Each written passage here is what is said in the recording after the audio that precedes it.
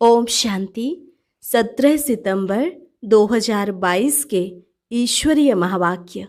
पहले सुनते हैं मुरली के मुख्य पॉइंट्स। बाबा ने कहा, वह है जिस्मानी लड़ाई पर, तुम ब्राह्मण हो रूहानी लड़ाई पर। नई दुनिया का मालिक बनने के लिए, रावण पर विजय पाने के लिए अभी तुम गुप्त लड़ाई कर रहे हो। तुम्हारी यह लाइफ मोस्ट वैल्यूबल है। इसमें कौड़ी से हीरे जैसा बनना है। कहाँ भी आना जाना है तो बाप की याद में रहे, औरों को भी याद कराना है। बाप आए हैं बच्चों को स्वराज्य देने, तुम्हारा श्रृंगार करते हैं। लेकिन कई बच्चे चलते चलते माया की धूल में पड़कर सारा श्रृंगार खलास कर देते हैं। बाबा ने कहा, सबसे बड़ी धूल है विकार की। अब तुम कामी से निष्कामी बनो।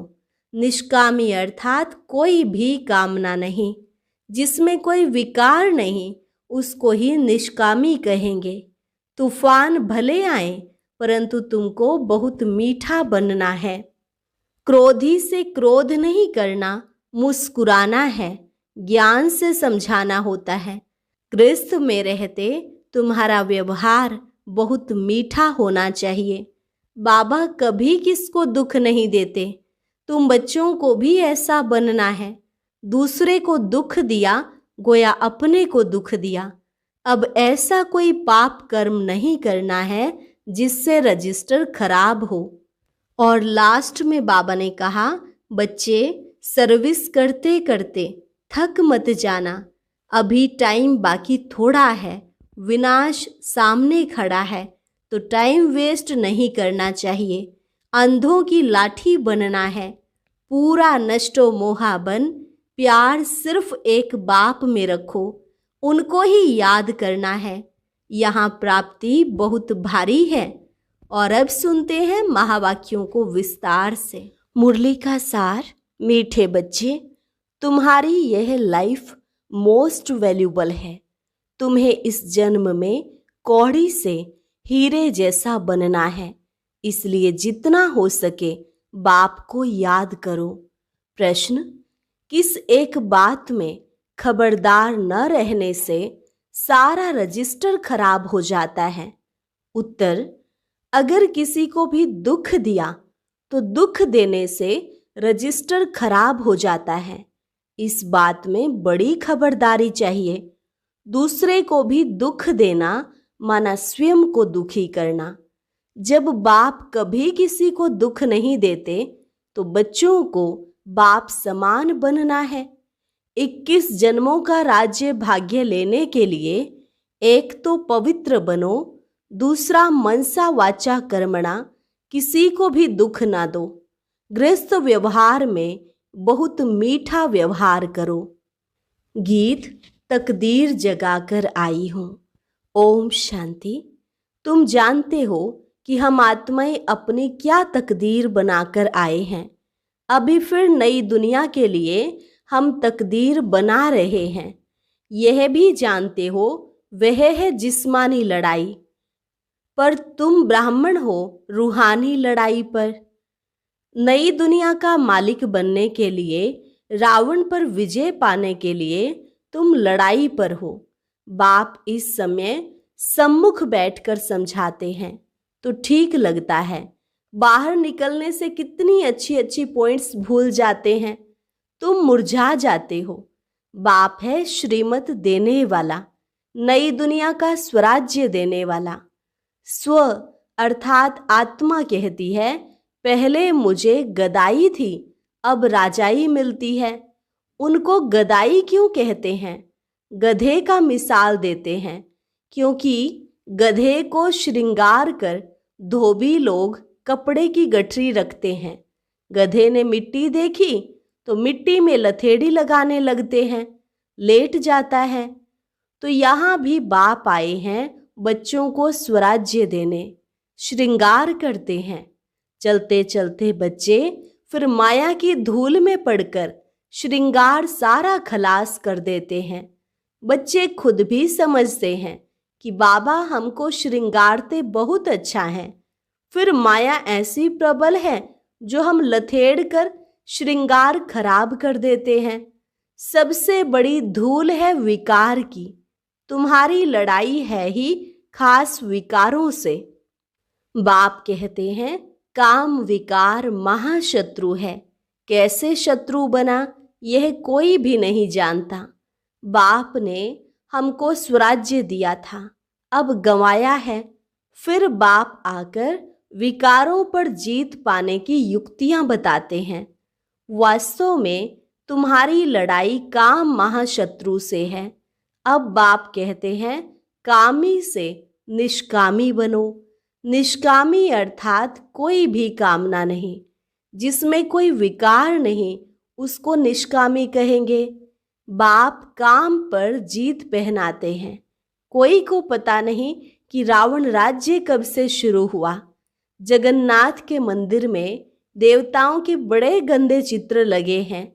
इससे सिद्ध होता है देवताओं के वाम मार्ग में जाने से मनुष्य कामी बन जाते हैं।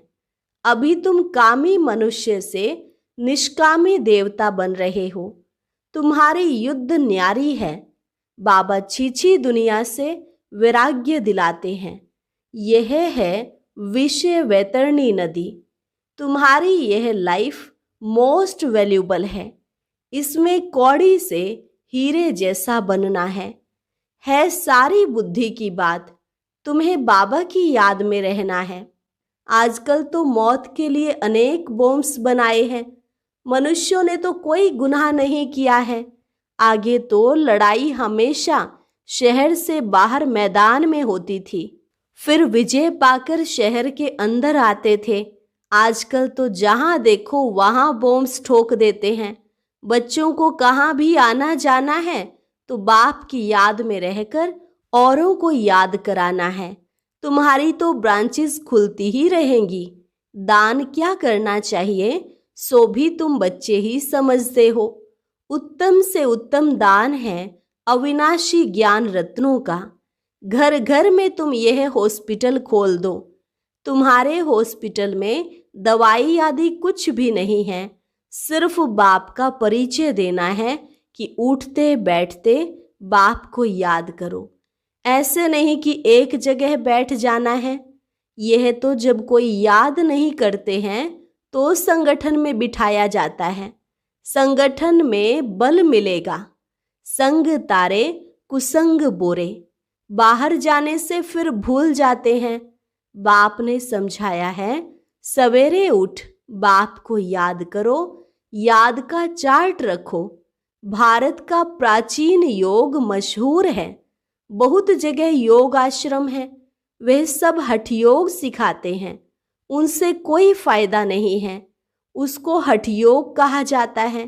राजयोग मनुष्य को सिखला न सके। विलायत में जाते हैं भारत का प्राचीन योग सिखाने, परंतु वह सब है ठगी। सर्वोत्तम सन्यास तो तुम्हारा है। तुम पुरानी दुनिया का सन्यास करते हो। यह बाप ही आकर सिखलाते हैं। बाप कहते हैं बुद्धि से पुरानी दुनिया का सन्यास करो। तुमको गृहस्थ व्यवहार में रहते पवित्र रहना है। 5 विकारों का सन्यास करना है। फिर युक्ति मिलती है अनेक जन्मों का सिर पर जो पाप है वह इस जन्म में जो पाप किए हैं वह कैसे छूटे, उसका प्रायश्चित कैसे हो। बाप कहते हैं कल्प कल्प तुम बच्चों को मैं समझाता हूँ कि बाप को याद करना है और चक्र भी घुमाना है। तुम्हारा स्वदर्शन चक्र फिरता रहता है। इस चक्र से तुम्हारे सब पाप नाश हो जाते हैं। स्वदर्शन चक्र की कितनी महिमा है। उन्होंने फिर दिखाया है। श्री कृष्ण ने स्वदर्शन चक्र चलाया, कितने मर गए। वह तो है सब दंत कथाएं। तुम बच्चों को अर्थ समझाया जाता है। बाप बच्चों को समझाते हैं एक तो कोई को भी दुख नहीं देना है। बाबा कभी किसको दुख नहीं देते, तो तुम बच्चों को भी ऐसा बनना है। दूसरे को दुख दिया गोया अपने को दुख दिया। किसको दुख देते हैं गोया अपना ही खाता खराब करते हैं। इसमें बड़ी खबरदारी चाहिए। ऐसा कोई पाप कर्म नहीं करना है जिससे रजिस्टर खराब हो। बच्चे लिखते हैं कि बाबा आज हमसे यह भूल हो गई, उस पर क्रोध किया, आज मैं गिर गया, बाबा हमारा इसमें मोह है। बहुत रिपोर्ट आती है। फिर उनको समझाया जाता है तुम्हारा अंजाम वायदा है कि आप जब आएंगे तो मैं आपके साथ ही बुद्धि योग रखूंगा, नष्टो मोहा बनूंगा। सन्यासी तो छोड़कर चले जाते हैं, प्राप्ति तो कुछ भी नहीं। तुमको तो प्राप्ति बहुत है, इसलिए नष्टो मोहा पूरा बनना है। प्यार एक बाप में रखो, उनको ही याद करना है। ऐसे भी बहुत हैं जो बाबा के प्यार में आंसू बहाते हैं कि ऐसे बाबा से हम दूर क्यों हैं, हम तो बस शिव बाबा से ही लटके रहे। यहाँ प्राप्ति बहुत भारी है। बाहर के सत्संगों में ढेर जाते हैं, प्राप्ति तो कुछ भी नहीं। वह तो ऐसे किसको नहीं समझाते कि काम महाशत्रु है।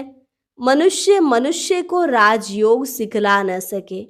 हाँ, कोई राजा बनते हैं अल्पकाल सुख के लिए, बहुत दान पुण्य गरीबों को करते हैं, तो कहाँ राजा के पास जन्म मिल जाता है। यहाँ तो तुमको 21 जन्मों का राज्य भाग्य मिलता है। बाप कहते हैं एक तो पवित्र बनो, दूसरा मनसा वाचा कर्मणा किसको दुख नहीं दो, नहीं तो सजा के निमित्त बन पड़ेंगे। क्योंकि यहाँ धर्मराज बैठा है जो बाबा का राइट हैंड है। तुम्हारा रजिस्टर खराब हो जाएगा, बहुत सजा के निमित्त बन पड़ेंगे। मुख से बोला, इंद्रियों से कुछ विकर्म किया तो वह कर्मणा हो जाएगा। बाप समझाते हैं कि कर्मणा में नहीं आओ। तूफान भले आए परंतु तुमको बहुत मीठा बनना है। क्रोधी से क्रोध नहीं करना चाहिए, मुस्कुराना होता है। क्रोध में मनुष्य गाली देते हैं, समझते हैं इनमें क्रोध का भूत आया हुआ है।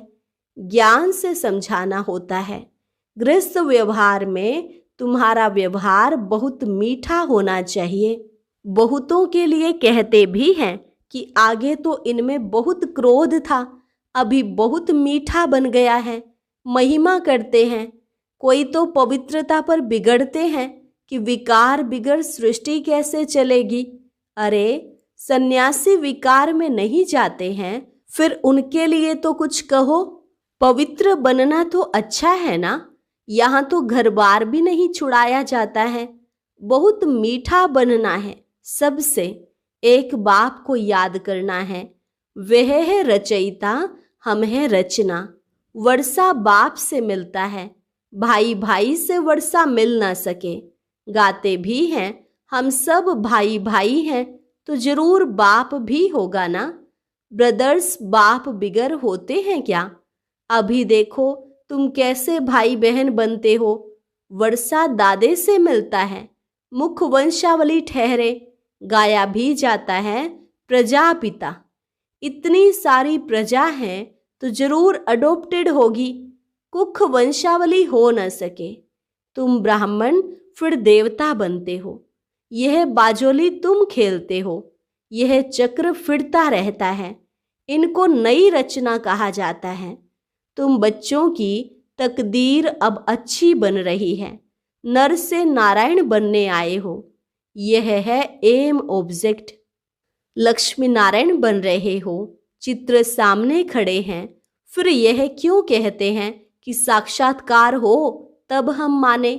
अरे तुम्हारा बाप मर जाए तो चित्र तो देखेंगे ना।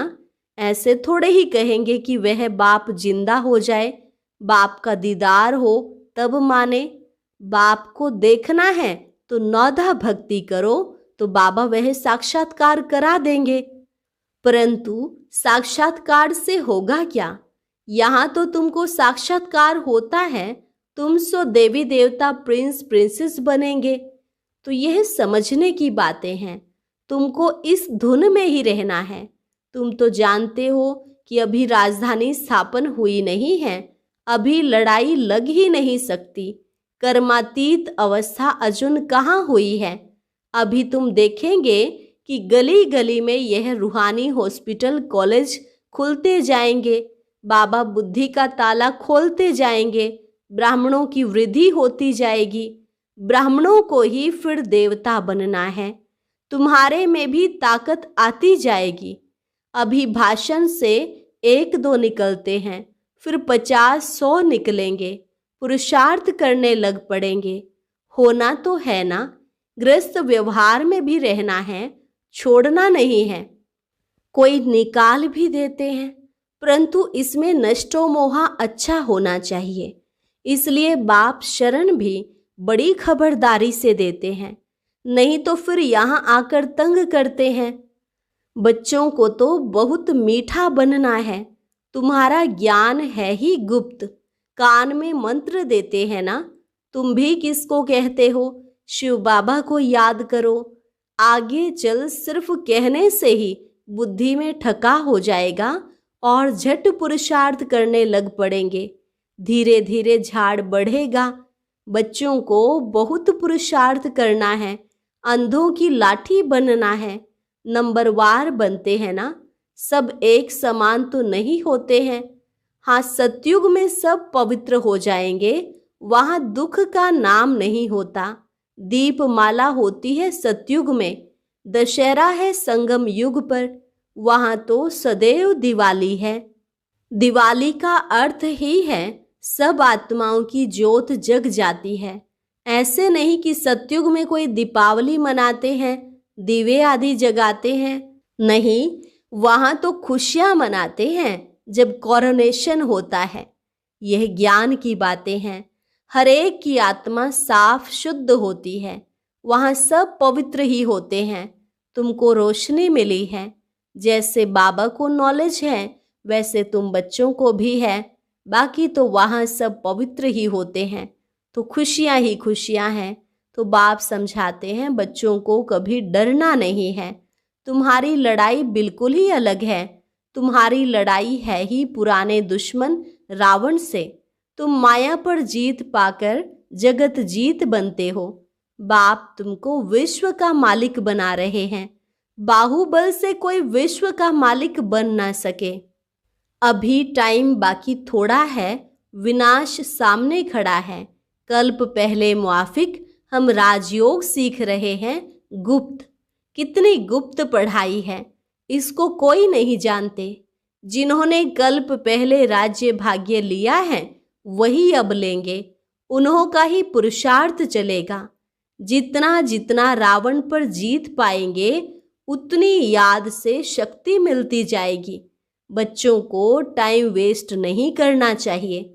बाबा कहते हैं कि बच्चे सर्विस करते करते थक मत जाना। कोर्टों में कोई ही निकलते हैं, फिर भी माया का थप्पड़ लगने से फेल हो जाते हैं। माया भी सर्वशक्तिमान है तो बाबा भी सर्वशक्तिमान है। आधा कल्प तो माया भी जीत लेती है ना। तो बाप को याद करना है और श्रीमत लेते रहना है। अच्छा, मीठे मीठे सिकिलधे बच्चों प्रति माता पिता बाप दादा का याद प्यार और गुड मॉर्निंग। रूहानी बाप की रूहानी बच्चों को नमस्ते।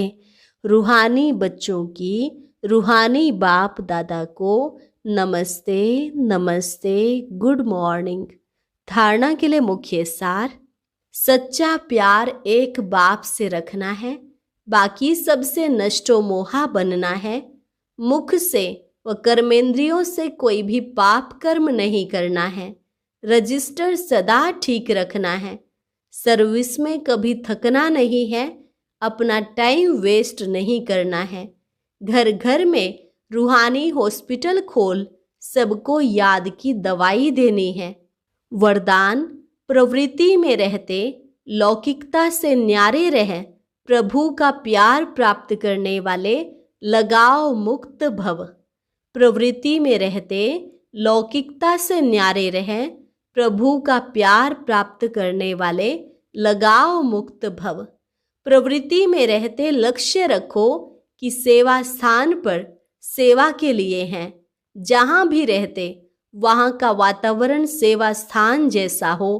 प्रवृत्ति का अर्थ है परवृत्ति में रहने वाले, अर्थात मेरापन नहीं। बाप का है तो परवृत्ति है। कोई भी आए तो अनुभव करे कि ये न्यारे और प्रभु के प्यारे हैं। किसी में भी लगाव ना हो। वातावरण लौकिक नहीं अलौकिक हो। कहना और करना समान हो, तब नंबर 1 मिलेगा। स्लोगन: सदा खजानों से संपन्न और संतुष्ट रहो तो परिस्थितियां आएंगी और बदल जाएंगी। सदा खजानों से संपन्न और संतुष्ट रहो तो परिस्थितियां आएंगी और बदल जाएंगी। अच्छा,